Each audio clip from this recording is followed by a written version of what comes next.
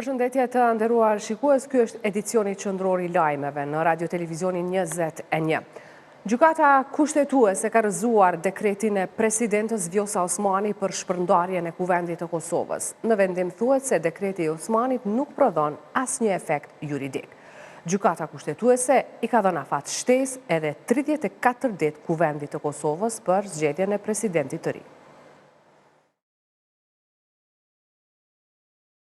Pas vendimit të gjykatës kushtetuese, deputetët e kuvendit do të i rikthehen punës së tyre në përpjekje për të zgjedhur presidentin e ri. Në vendimin e kushtetueses është dhënë afat 34 ditë për deputetët që të zgjedhin presidentin e ri. Të konstatoj që dekreti i 6 marsit 2026 i presidentës së Republikës së Kosovës nuk prodhon asnjë efekt juridik. Të konstatoj që deputetët e Kuvendit të Republikës së Kosovës nga dita e hyrjes në fuqi të këtij aktgjykimi kanë 34 ditë për të zhvilluar dhe përfunduar procedurën e zgjedhjes së presidentit të Republikës së Kosovës. Gjykata kushtetuese ka treguar se çfarë ndodh nëse deputetët nuk arrijnë ta zgjedhin presidentin e ri brenda afatit të përcaktuar. Të konstatoj që në rast se kuvendi do shton të zgjedh presidentin brenda periudhës së përcaktuar në pikën 3 të dispozitivit të këtij aktgjykimi bazuar në nënparagrafin 3 të paragrafit 1 të nenit 82 të Kushtetutës së Republikës së Kosovës. Kuvendi shpërndahet ex konstitucione dhe për pasoj zgjedhjet e parakoshme për kuvend duhet të zhvillohen brenda 45 ditësh, ashtu siç përcaktohet me paragrafin 2 të nenit 66 dhe paragrafin 6 të nenit 86 të Kushtetutës së Republikës së Kosovës. Të konstatoj që vendimi i gjykatës për vendosjen e masës së përkohshme i 9 marsit 2026 shfuqizohet me hyrje në fuqi të këtij aktgjykimi. Presidentja Vjosa Osmani kishte nxjerrë dekretin e saj për shpërndarjen e kuvendit me 6 mars, një ditë pasi deputetët e kuvendit kishin dështuar që brenda afatit kushtetues 30 ditor ta zgjedhin presidentin e ri. Pas dekretit të presidentes Osmani, kryeministri Kurti dhe grupi parlamentar i vetëvendosjes kishin dërguar dekretin në gjykatën kushtetuese me arsyetimin se presidentja kishte tejkaluar kompetencat e saj kushtetuese duke shpërndar kuvendin. Shefja e grupit parlamentar të lëvizjes vetëvendosje Arbërie Nagafci ka reaguar pas vendimit të kushtetuesës e cila rrëzoi dekretin e presidentës Osmani. Ajo tha se aktgjykimi i gjykatës kushtetuese konfirmoi se dekreti i shpallur i presidentës Vjosa Osmani për shpërndarjen e kuvendit është në kundërshtim me kushtetuesen. Nagafci tha se veprimet në pozitat institucionale duhet të kryhen me përgjegjësi të lartë dhe pajinate personale. Ky moment duhet të shërbejë për reflektim dhe për angazhim të zgjedhurve të popullit në mënyrë që vendi të mos futet në një krizë të re dhe në një cikël të përsëritur zgjedhjesh. Gjatë ditëve në vim duhet të angazhohemi të gjithë për të zgjedhur presidentin dhe për të shmangur edhe një palë zgjedhje të cilat janë të panevojshme dhe të padrejta, ka shkruar shefja e grupit parlamentar të lëvizjes vetëvendosje me njëherë pas publikimit të vendimit të gjykatës kushtetuese e cila rrëzoi dekretin e presidentës Osmani. Avokati Ardian Bajraktari ka komentuar shkurtimisht vendimin e fundit të gjykatës supreme për dekretin e presidentës. Ai thotë se nëse brenda afatit 34 ditor, siç e ka përcaktuar vendimi kushtetueses, nuk zgjidhet presidenti i vendit, atëherë kuvendi shpërbëhet në mënyrë automatike. Gjykata kushtetuese vendosi të jap afat 34 ditë deputetëve për zgjedhjen e presidentit të ri. Si e lexoni këtë vendim? Fillimisht, siç e kam thënë, ka qenë e vështirë për presidenten për me mbrojt kushtetutshmërinë e një dekreti të tillë. Fakti që i është dhënë një afat shtesë deputetëve është një mundësi që ka dhënë gjykata kushtetuese duke interpretuar edhe rrethana të rastit konkret me theks veçantë çështjen e llogaritjes së afatit 60 ditor, duke marrë në konsiderat edhe faktin që Kuvendi i Kosovës ishte mundësin kur është konstituu Kuvendi i Kosovës, dhe për më tepër vlerësoj që tashmë në rast se shihet interpretimi në formë narrative që është bërë kësaj situate, atëherë vetëm e normon çështjen e afatit 30 ditor që në rrethonat e rasteve të ardhshme kjo duhet të zbatohet dhe të mos lehet në diskrecion deputetëve. Dhe se gjykata kushtetuese për me konstatu një gjë të tillë ishte shërby edhe me draftet e aktit paraprak të kushtetutës, po ashtu edhe ka marrë në konsiderat edhe çështjen krahasimore të kushtetutave që përcaktojnë situatat e tilla ose të ngjashme.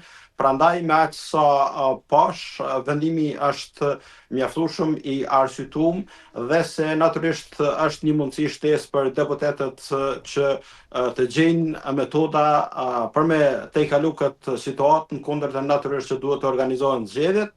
Dhe për më tepër vjen theksohet fakti që e ka interpretuar dhe ka normu qartë tashmë rrethonat kur vendi mund dhe duhet të shkojë në zgjedhje, duke e interpretuar në mënyrë sistemore kushtetutën, sikurse e ka thënë që në krye të herës që është detyrim i kësaj të fundit që të mos i shikojë dispozitat kushtetuese të shkoqitura me njëra tjetrën, mirë po interpretimin si autoritet përfundimtar gjykata kushtetuese e ka bërë duke i parë të ndërlidhura njëra me tjetrën dispozitat kushtetuese.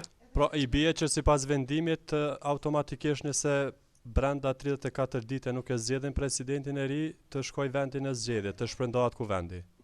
Natyrisht këtë ka thënë qartë në dispozitiv të aktgjykimit, e cila natyrisht është pjesë urdhëruese e aktgjykimit, që në rast se të zgjedhurit e popullit në afat prej 34 ditësh, afat i cili fillon të rrjedh nga sot për faktin se siç dihet aktgjykimi ishte i publikuar tashmë, atëherë në rast se brenda këtij afati nuk arrihet më u gjet zgjidhja, përkatësisht nuk arrihet zgjedhja e presidentit, vendi duhet të shkojë në zgjedhje dhe organizimi i tyre duhet të bëhet jo më vonë se 45 ditë nga ai moment. Ndërkohë, gjatë ditës, partitë politike kanë vazhduar akuzat e ndërsjella për bllokat në zgjedhjen e presidentit të ri. Në vetëvendosje thonë se do të bëjnë çmos për shmangjen e zgjedhjeve. E opozita akuzon se si pasojë e veprimeve të saj, zgjedhjet janë të pashmangshme.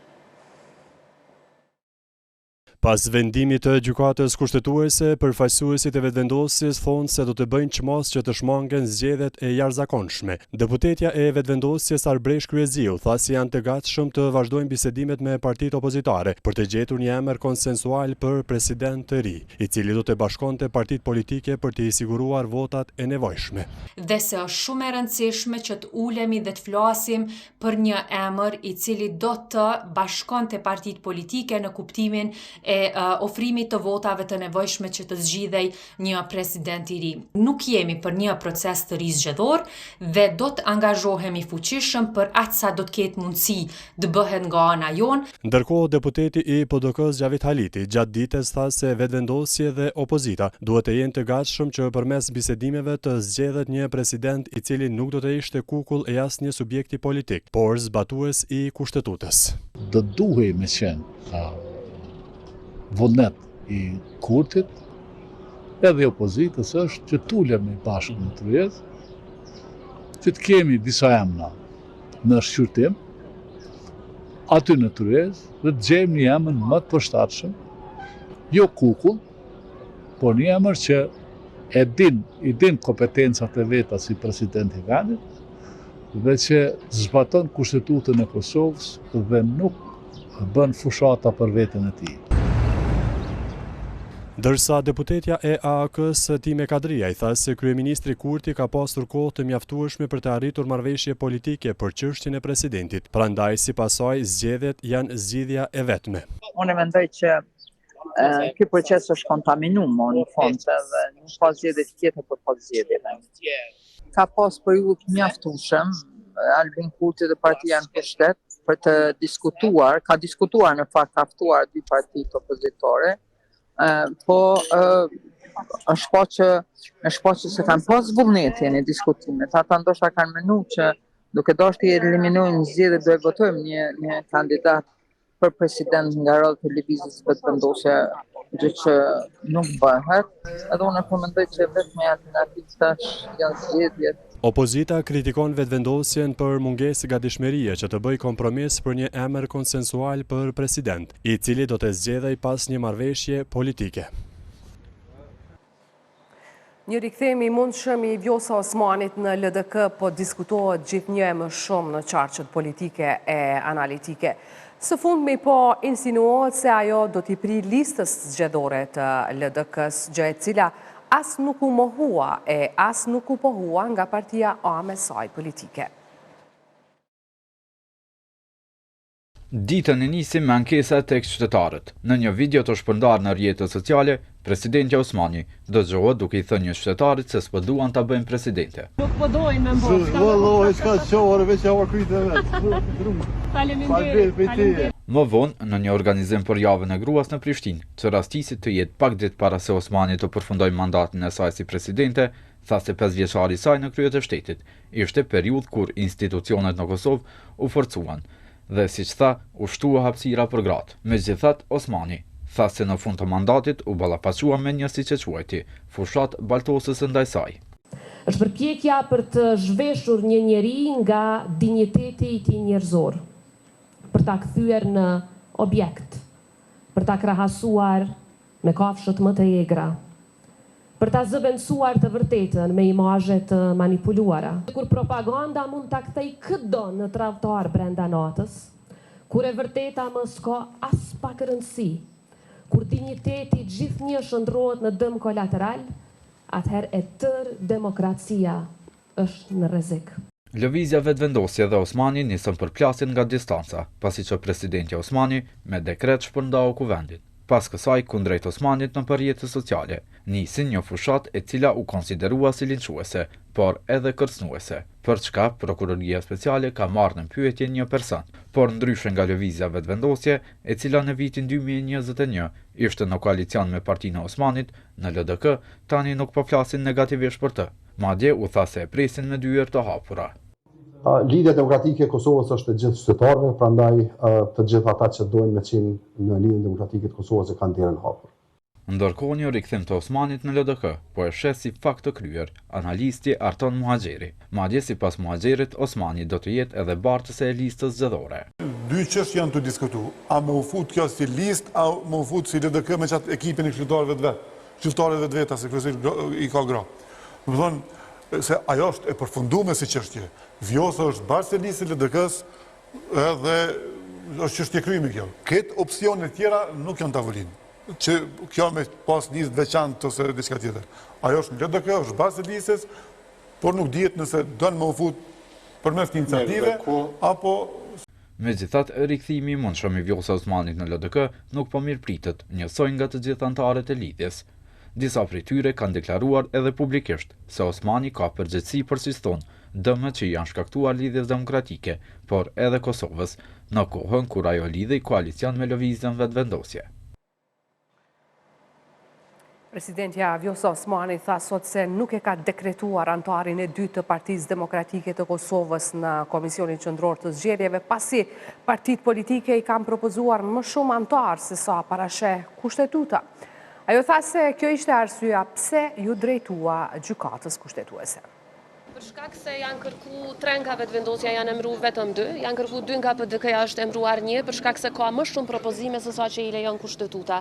Dhe me qenë se kjo çështje deri tani nuk është sqaruar nga gjykata kushtetuese, kam kërkuar që ta sqaroj atë, mirë, por ky rast është ngritur mbi një bazë tjetër ligjore, jo mbi të njëjtën që është ngritur në raste të mëparshme, qoftë nga ish presidenti Thaçi, qoftë nga ana ime, se kjo çështje ka qenë e paqartë përgjatë viteve për secilin president në fakt, dhe shpresoj që më në fund gjykata ta sqarojnë. Momentin që sqarohet, vijohet me emrime. Tani e kemi ngritur rastin mbi një bazë tjetër kushtetuese, pra nenin 113 të kushtetutës, dhe shpresoj shumë që gjykata do ta japë përgjigjen. Pra nuk është që vetëm një anëtar i PDK-s nuk është emëruar, edhe një i VV-s nuk është emëruar. Koalicioni i organizatave për vëzhgimin e zgjedhjeve, Demokracia në Veprim ka kundërshtuar vendimin e presidentës për ta referuar në gjykatën kushtetuese çështjen e emërimit të anëtarëve të KQZ-s. Sipas DNV-s, ky veprim rrezikon të vonojë kompletimin e këtij institucioni në një moment kur funksionaliteti i tij është thelbësor për integritetin e proceseve zgjedhore. Në reagim thuhet se përbërja e KQZ-s është e përcaktuar qartë me kushtetutë e ligj përmes një modeli strikt të përfaqësimit që nuk lidhet drejt për drejt me rezultatin zgjedhor apo peshën politike të subjekteve. Vazhdojmë me zhvillimet që për temë kanë asociacionin. Qeveria e Kosovës nuk i është përgjigjur kërkesave të fundit të faktorit ndërkombëtar në lidhje me asociacionin e komunave me shumicë serbe. Derisa opozita kërkon nga Kurti që të mos bëj lojra me këtë çështje, të cilën si thon ai e ka pranuar. Këtyre ditëve një numër ndërkombëtarësh i kanë kërkuar Kurtit të bëj hapa konkret drejt asociacionit. Themelimi i asociacionit të komunave me shumicë serbe vazhdon të jetë kërkesë e faktorit ndërkombëtar për Kosovën si parakusht për të ecur në rrugën evropiane. Ish përfaqësuesi i posaçëm i BE-s për Kosovën, ambasadori Wolfgang Petrić në një intervistë në Klik të radio-televizionit 21, tha se kryeministri Kurti duhet ta themeloj asociacionin. I pyetur nëse beson se Kurti do të jetë ai që do ta zbatojë këtë mekanizëm, Petrić dha këtë përgjigje. Yes, I mean, I'm waiting. I have told. Po pres dhe më kanë thënë, gjithashtu edhe nga kryeministri sa herë që takohemi dhe flasim për këtë. Unë gjithmonë provoj ta bind, duke gjetur një zgjidhje kompromisi për statusin e serbëve të Kosovës, që do ta fuqizonte statusin e Kosovës në Evropë dhe do të ishte një hap i rëndësishëm drejt bashkimit evropian. Kjo është diçka që zotri Kurti, që tani është politikani më i fuqishëm atje, me mbështetjen më të madhe publike, me mbështetje të votës, ta bëj këtë hap përpara. Kjo është e domosdoshme. Edhe përfaqësues të BE-s në Kosovë së voni kanë deklaruar se draft statuti i asociacionit të komunave me shumicë serbe duhet të dërgohet në gjykatën kushtetuese. Ndërkohë, qeveria e Kosovës nuk i u përgjigj pyetjeve të radio-televizionit 21 nëse do të veprojë në lidhje me asociacionin e komunave me shumicë serbe, ashtu siç po kërkon bashkësia ndërkombëtare. Por ditë më parë, përfaqësues të LVV-s kanë thënë se nuk ndërmarrin asnjë veprim në dëm të interesit të Kosovës, derisa vetë kryeministri Kurti para një jave ka thënë se zajetnica, siç e ka quajtur ai, nuk ekziston edhe pas 5 vitesh të tij në qeveri. Opozita ndërkaq kërkon nga Kurti që të mos bëj lojra me asociacionin të cilin, siç thonë AAK, ai e ka pranuar. Dhe mendoj që kryeministri Kurti nuk duhet të bëj lojra. O ta pranon, o mos ta pranon. Dhe Shtetet e Bashkuara të Amerikës nuk mendoj që e pranojnë një asociacion me kompetenca ekzekutive dhe që e bën jo funksional shtetin e Kosovës. Ne si Aleancë nuk jemi për një asociacion me kompetenca ekzekutive. Asociacioni i komunave me shumicë serbe është pjesë e marrëveshjes së Brukselit dhe aneksit të Ohrit si nivel i vetë menaxhimit të komunitetit serb. Analisti politik Jeton Kelmendi thotë se një asociacion i tillë nuk duhet zbatuar. Marrëveshjen të cilën e kishin bërë Thaçi dhe Mustafa, duke i korrigjuar ato statuti, pra kam fjalën, ato pikat të cilat binin ndesh me kushtetutën e Kosovës, ai asociacion duhet të bërë, jo ky që parashef vetë menaxhimin, sepse i bie autonomi plus, dhe unë mendoj se kjo do të ishte ideale, por se çfarë do të ndodh është e vështirë të parashikohet, sepse kemi të bëjmë me një shumicë parlamentare e cila të gjithë resurset shtetërore i fut në blerje votash. Edhe Franca dhe Gjermania i kanë bërë thirrje kryeministrit Kurti për angazhim në rrugën drejt normalizimit të marrëdhënieve, duke thënë se u takon të dyja palëve të zbatojnë zotimet të marra në procesin e dialogut.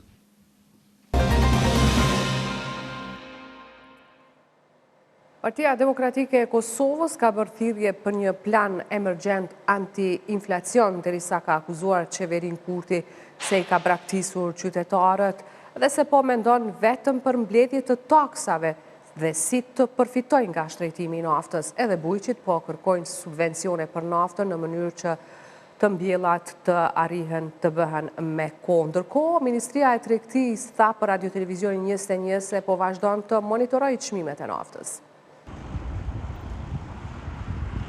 Për të paktën 63% ka shënuar rritje çmimi për 1 litër naftë në Kosovë, që nga nisja e konfliktit në lindjen e mesme. Nga rreth €1.10 ishte para nisjes së konfliktit mes Shteteve të Bashkuara të Amerikës dhe Iranit. Çmimi për 1 litër naftë në Kosovë ka mbërritur në €1.80, ndërkohë shtrejtimi i shpejtë i naftës në Kosovë ndikoi që të ketë ngritje të çmimeve në pothuajse të gjitha produktet e tjera. Mendoj që shteti duhet me intervenu për shumë sene tjera, se nuk është në pyetje veç shtrejtimi i naftës, po në përgjithësi senet ekstrem shumë me rrit. Me zvogëlua që me pas popullata me bjetu me këta nuk shkon mirë. Shtrëngtimi i naftës si pasojë e zhvillimeve globale ndikoi edhe në rritjen e çmimit të biletave të autobuseve ndërurban. Për t'i dhënë përgjigje kësaj situate, Partia Demokratike e Kosovës gjatë ditës kërkoi një plan urgjent nga qeveria. Një standard që ka kriju kjo qeveri është se kur i duhet për interesa zgjedhore, për interesa të ngushta partijake, gjejnë mënyra për të sfiduar ligjet, mirë po kur nuk e kanë vullnetin t'i dalin në ndihmë qytetarëve, atëherë fshihen pas ligjeve. Për heqjen e taksave për karburantet, Ministria e Tregtisë ditë më parë kishte deklaruar se nuk e ka në plan, me që sipas ministrisë, heqja e taksave nuk garanton edhe uljen e çmimit të naftës. Ndërkohë, në një përgjigje për Radio Televizionin 21, Ministria e Tregtisë bëri të ditur se po vazhdon monitorimin e pikave të karburanteve dhe se çmimi tavan për karburantet vazhdon të jetë në fuqi. Ndërkohë, mosheqja e taksave për karburantet po shihet si e qëllimshme nga deputetja e LDK-s, Janina Ymeri. Sa më i lartë çmimi i një produkti, aq më shumë Erdogana dhe qeveria lavdohet me rritje të hyrave, por në fakt ne jemi ata që po paguajmë më shumë. Kjo është arsyeja që nuk tregohet pse nuk është as opsion heqja e TVSH-s e akcizës. Megjithatë, masa të veçanta në këtë krizë globale po shihen si të nevojshme nga profesori i bujqësisë, Ymer Rusinovci, veçanërisht kur Kosova tashmë është në prag të mbjelljeve pranverore. Rusinovci tha se ministritë përkatëse, qoftë ajo e tregtisë apo Ministria e Bujqësisë, duhet të ndërmarrin masa në mënyrë që bujqësit të mos blejnë naftën me çmimin e njëjtë, sikurse edhe qytetarët e tjerë, me që pasojat e kësaj do të reflektojnë në çmime të larta të produkteve vendore në muajt në vijim. Ndoshta ishte dashur që të krijohet një rezervë e naftës në një pompë të madhe të benzinës 2 ose 3 sosh, në mënyrë që destinacioni i tij të jetë ekskluzivisht për sektorin e bujqësisë. Diçka të tillë do të mund të bëhej edhe për kohë relativisht të shkurtër, sepse gjitha prognozat janë që konfliktet në botë do të jenë goxha afatgjate. Ndërkohë, nevojën për subvencionimin e naftës për bujqësit e sheh si të domosdoshme edhe ish ministri i tregtisë, Ismet Mulaj. Përcaktimi i çmimit tavan ashtu siç sot po punon qeveria e Kosovës, së dyti heqja e akcizës dhe TVSH-s për një periudhë 2 javore ose 3 javore maksimum 1 mujore, dhe treta subvencionimi i bujqëve. Pra këto janë si zgjidhje emergjente. Nëse lufta në Iran do të vazhdojë, njohësit e ekonomisë paralajmërojnë rritje të mëteme të çmimit të naftës, duke thënë se veprimet e qeverisë duhet të jenë emergjente për të mbrojtur konsumatorët. Veç naftës, buxhetin e qytetarëve tash sa kopo e cënon edhe çmimi i lartë i rrymës, shtok kësaj dilemat rreth matjes së drejtë të njësorëve për rrymën e shpenzuar. Këtë shqetësim e ka ngritur së fundmi Lidhja Demokratike e Kosovës. Disa Razemi nga kjo parti ka thënë se në bazë të një hulumtimi kanë gjetur që rryma matet gabimisht dhe gjithmonë me të shtrenjtën. Fillu e kam vrejt një anomali në një sort e energjisë elektrike, dhe pastaj kam fillu me bërë si hulumtim dhe kam inspektu dhe kam hulumtu dikon rreth 900 njësor elektrik në zonat e Prishtinës dhe Ferizajt, prej cilve 87%, pra 87% të këtyre njësorve kanë rezultu që nuk e masin kohën ashtu si çdohet, pra kanë gabim. Dhe këto të dashur gazetar, të dashur qytetar, nuk po flasim për një gabim teknik, po flasim për një mashtrim ose manipulim sistematik, sepse mostra prej 884 njësorve, nga cilë 87% nuk është një rastësi, nuk përkojnë me kohën reale. Pra, koha në njësor, këtu për shembull është 07:55 minuta në mëngjes, koha reale është 3:26 pasdite. Çka ka ndodhur? Në momentin kur zyra regulatorët të energjisë i aprovon tarifat, dhe ne kemi tarifën e dimrit dhe verës, kemi tarifën e ulët dhe shtrejt. Kem pas edhe thirrje madje nga qeveria Kurti, nga ministra Rizvanolli, që të kujdesemi për konsum të energjisë, ta shfrytëzojmë energjinë natën, të përdorim pajisjet elektroshtëpiake gjatë mbrëmjes në orën 10 e tutje, tu i mendu që kursejmë energji dhe kursejmë para. Dhe në realisht realisht që ka ndodhë? Ka ndodhë që i tërë ky sistem të rezultoj në një skem të menduar e cila i ka penalizuar qytetarët e Republikës Kosovës. Pra peshini. Keci i reagoi LDK-s për njësorë, duke thënë se matësit e energjisë kalibrohen dhe sinkronizohen me kohën zyrtare në momentin kur vendosën dhe se kanë siguri maksimale. Sistemet e matjes janë të dizajnuara në mënyrë që çdo konsumator të përfitojë në mënyrë të barabartë dhe të drejtë nga aplikimi i tarifave, përfshirë tarifat e ulta, sipas përcaktimeve të zyrës së rregullatorit për energji. Sinkronizimi i orës në njësor është realizuar me një nivel të lartë precizioni, duke garantuar që të gjithë konsumatorët kalojnë në tarifën e ullët në të njëjtën kohë në përputhje të plot me rregullat dhe standardet në fuqi, thuhet në reagim. Prandaj, ky subjekt i kërkon partive politike dhe të gjitha paleve tjera që të përmbahen nga deklaratat e pa verifikuara që nuk përkojnë me realitetin, thuhet tutje në reagimin e Kecit. Një vendim i rëndësishëm i Gjykatës Supreme për çështjen e pensioneve. Gjykata Supreme ka shpallur të palegjshëm një nen të udhëzimit administrativ që pensionistëve kontribut pagues u kërkonte dëshmi të shkollimit të para 1 janarit 1991, për të përfituar nga kriteri i kualifikimit. Sipas njoftimit nga kjo gjykatë, nënkuptohet se tash pensionistëve kontribut pagues do të njihen diplomat edhe pas kësaj date. Gjykata vlerëson se dispozita e kontestuar, e cila kërkonte që dëshmit për kualifikim arsimor të jenë të fituara para datës 1 janar 1991, nuk ka bazë ligjore dhe përbën tejkalim të autorizimit të dhënë me ligj. Sipas arsyetimit të aktgjykimit, ligji për katës për skemat pensionale nuk e lidh të drejtën në pension me kohën e fitimit të kualifikimit arsimor, por me pagesën e kontributeve dhe përmbushjen e kushteve ligjore, thuhet në njoftimin e gjykatës.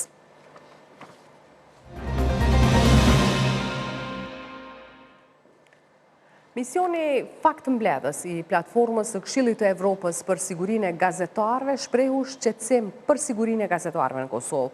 Pas një vizite 2 ditore, ky mision vlerësoi se situata ndaj gazetarëve është përkeqësuar, ndërsa shtoi se liria e mediave në Kosovë ka një rënje. Pas një vizite 2 ditore në Kosovë, misioni Faktmbledhës i platformës së Këshillit të Evropës vlerësoi se situata ndaj gazetarëve është përkeqësuar, ani pse siç u tha, kishin shpresën e përmirësimit. Në konferencë për media, kryetarja e shoqatës së gazetarëve evropian, Maria Qeresheva, tha se panë se liria e mediave në Kosovë ka një rënje. Ky mision që vjen 4 vjet pas të parit vlerëson se liria e mediave në Kosovë ka një rënje që nga 2023 dhe ka zhvillime negative. Ricardo Gutierrez nga Federata Evropiane e Gazetarëve u shpreh se akuzat ndaj gazetarëve se janë argat serb është ajo që arsyetohet nga kryeministri. Ai e sheh si mungesë totale të vullnetit politik nga kryeministri Kurti për të përmirësuar situatën ndaj gazetarëve. As a global, I would say, conclusion of our mission after... Si një përfundim i përgjithshëm i takimeve, do të thosha se jemi të shqetësuar më shumë se sa para 4 vjetësh, kur patëm misionin e parë. Atëherë kishim shpresë përmirësimi, pas 4 vjetësh nuk shohim përmirësim, përkundrazi.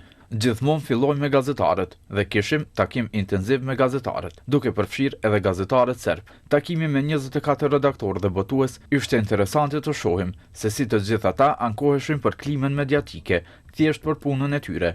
Akuzohen madje se janë argat të Serbisë, tradhtar dhe ka një klim shumë negative dhe armiqësore ndaj tyre. Këtë e diskutuam me kryeministrin dhe një pjesë të ekipit. Në pikpamjen time më shqetësuese si konkluz ishte fakti se nuk e ka parasysh fare këtë klim armiqësore. Përkundrazi, ai u mundonte të arsyetonte. Qartëzi refuzoi të dënonte, sepse i kërkuam të dënonte çdo lloj ndikimi ndaj gazetarëve, dhe kjo është një prej gjetjeve më shqetësuese të këtij takimi. E shoh si mungesë totale të vullnetit politik për të përmirësuar situatën. Ndërsa Jamie Wiseman nga Instituti Ndërkombëtar i Shtypit tha se një gjë pozitive ishte se Këshilli Gjyqësor dhe Këshilli Prokurorial i japin përparësi rasteve që kanë të bëjnë me gazetar. Shohim një shtjep masiv të rasteve të stigmatizimit, ofendimit dhe denigrimit të gazetarëve, që më 2025 ka arritur majën e vet. Quhen argat të Serbisë dhe këto janë trende shumë negative që po shohim. Kërkuam një zotim publik për t'i dhënë fund këtyre praktikave negative dhe për të dhënë shembull për politikanët dhe qytetarët. Mirëpo nuk u mirëkuptuan nga kryeministri. Këshilltarja ligjore Flutura Kusari tha se duhet të draftohen ligjet për KPM-n dhe për mbrojtjen e gazetarëve. Ka rënje të lirisë së medias në Kosovë, pra ka përkeqësim të situatës dhe arsyet kryesore janë të shumta, mirëpo ne jemi fokusuar në këto 2 ditë të misionit në 3 aspekte, të cilat besojmë që kanë ndikuar që situata të përkeqësohet. E para ka të bëjë me ligjin jo kushtetues për Komisionin e Pavarur për Media, e dyta ka të bëjë me presionin politik në radio-televizionin e Kosovës dhe problemet me financimin e televizionit publik, dhe e treta ka të bëjë me sulmet verbale. Shpresojmë shumë që ligji për KPM, i cili është në agjendën legislative, do të draftohet në konsultim dhe me përfshirje të gjitha grupeve të interesit, me fokus të veçantë të shoqërisë civile dhe të mediave dhe gazetarëve. Po ashtu diskutuam shkurtimisht shqetësimin tonë që ligji për mbrojtjen e burimeve të gazetarëve, i cili është ligj që nuk mund të zbatohet në praktik për shkak të një problemi që e ka në tekst, nuk ka hyrë në agjendën legislative, edhe pse Bashkimi Evropian në raportin e progresit disa vite me radhë e ka përmendur si ligj që duhet të amandamentohet.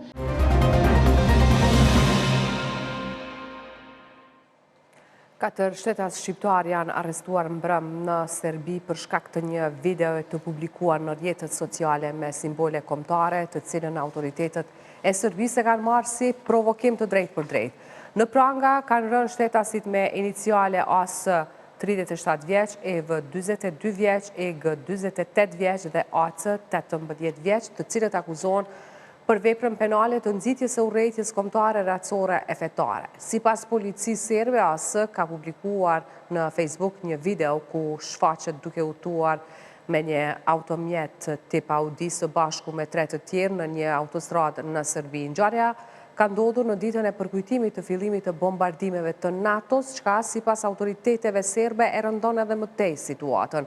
Të arrestuarit janë ndaluar për 48 orë dhe pritet të dalin para prokurorisë së lartë në Beograd në Departamentin për Krimet e Teknologjisë së Lartë.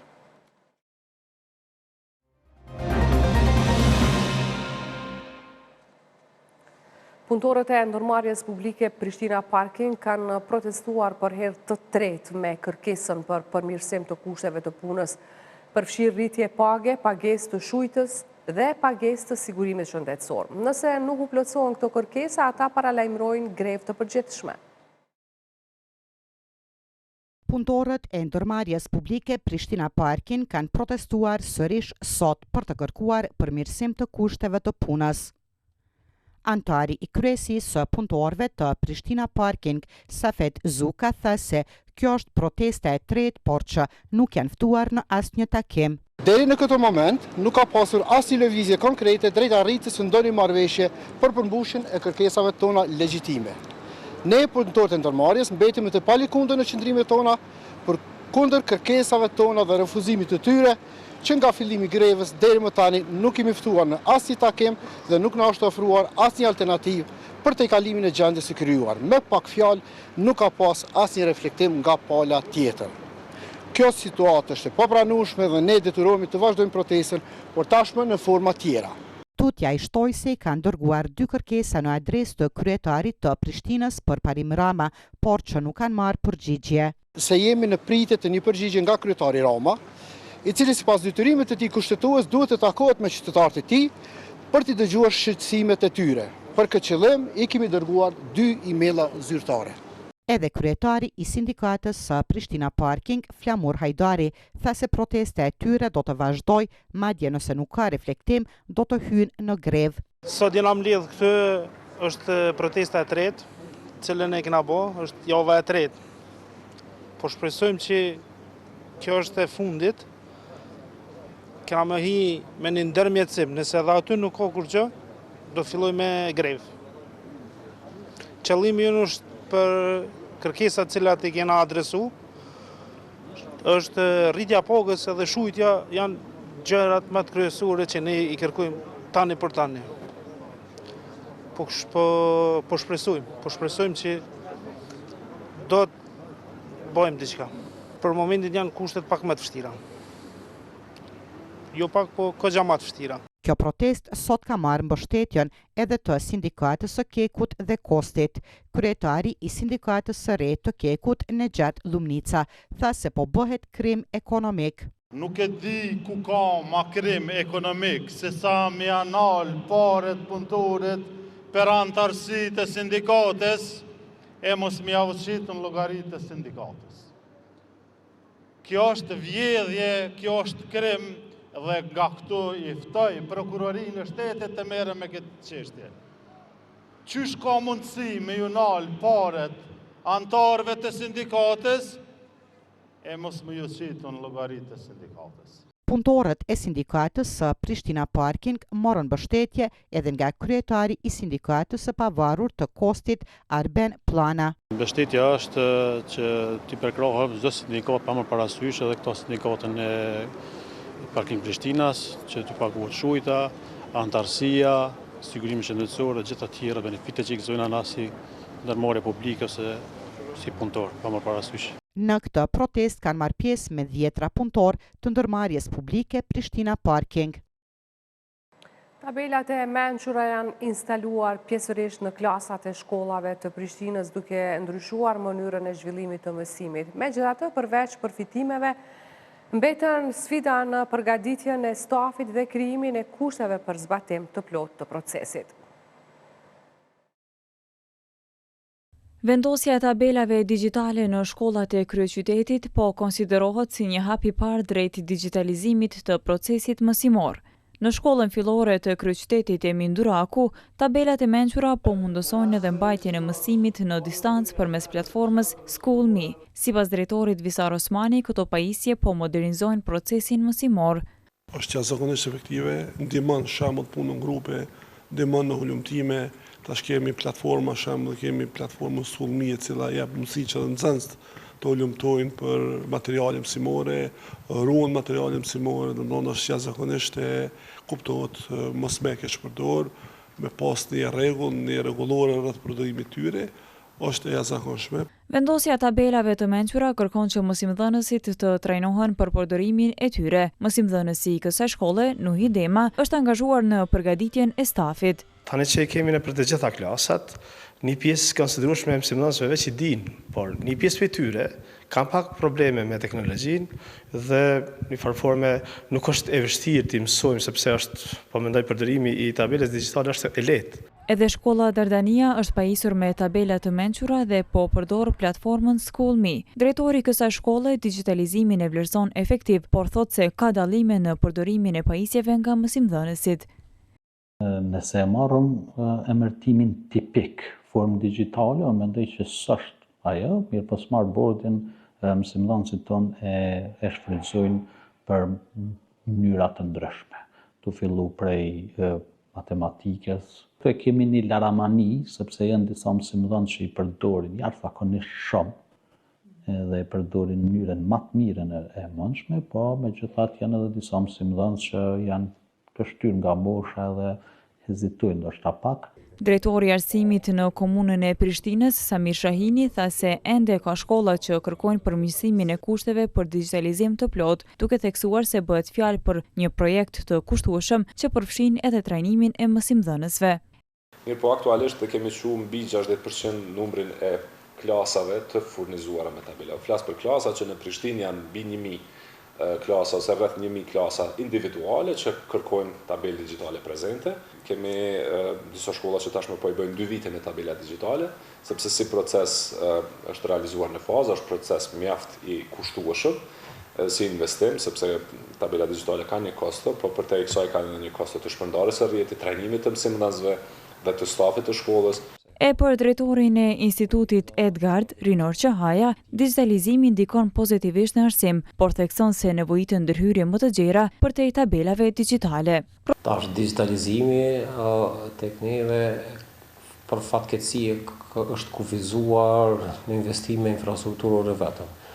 Ti shkolla që na prezantohen si të digitalizuara, veç pse kanë qasjen në internet, ose të tjera veç pse kanë kabinet informatikës. Po digitalizimi si koncept i përfshirjes në mësimdhënie shkon përtej saj. Mbi gjitha është i kufizuar në digitalizimin në mësimdhënie. Procesi i digitalizimit në shkollat e Prishtinës ka filluar që nga viti 2024 si pjesë e përpjekjeve për modernizimin e sistemit arsimor dhe për afrimin me praktikat bashkëkohore të mësimdhënies.